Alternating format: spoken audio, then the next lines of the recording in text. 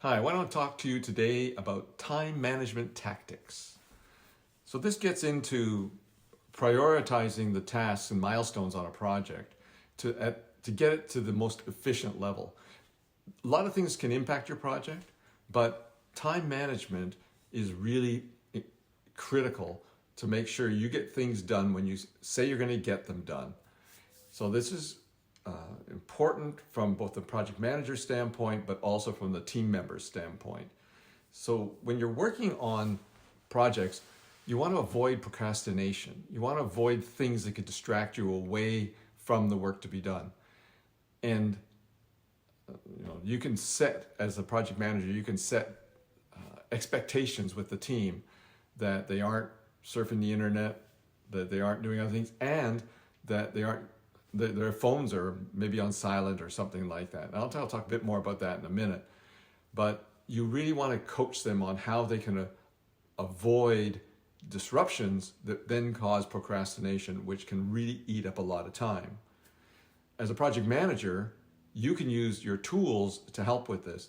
There are, in many of the tools, there's capabilities built right into them so that people can track their time. I've been involved in a number of programs and things like that the last few years, and people say, well, we don't track time. And these are major corporations. I'm not quite sure what the thought behind that is, other than you don't want to put added pressure on people. But the thing is, when we set out to do something and we say what we're going to do, we should deliver it. And so you really got to figure out, how do you want to manage that? Personally, I like the idea of, at the end of the day, people look at where they spent their time, plan it out in the beginning, and then at the end of the day, look at where they spent it. And then they can tell you what they worked on, and that's really important. So you can use the various tools to actually track the time. You're not necessarily doing it, the team members are doing it and feeding it into the system. So that's a great way to do that. The other thing is, you want to balance project demands with resource availability, because if you're going to set out on the project to deliver something, you want to have the right people working on it. And right doesn't mean always the most experienced.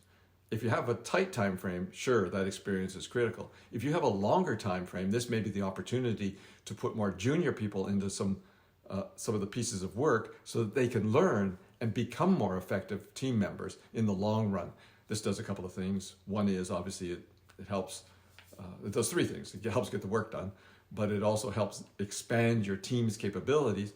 And frankly, at the individual level, it probably motivates them more, knowing that they're valued and they're going to be put into situations that are going to challenge them, but with realistic expectations.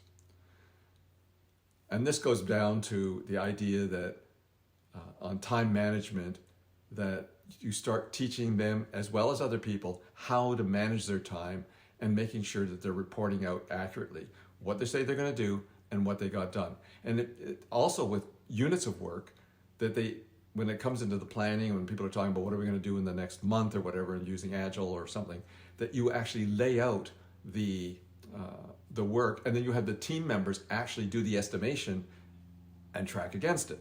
And this is why I don't understand why teams would do estimating and not track time. So that's, I think, really critical. And the other important part of this thing, when you get down into the next project or the next project and things like that, is what you learn on how work gets done is really critical to how you plan and estimate the next piece of work. All right? So that's a little bit on time management tactics.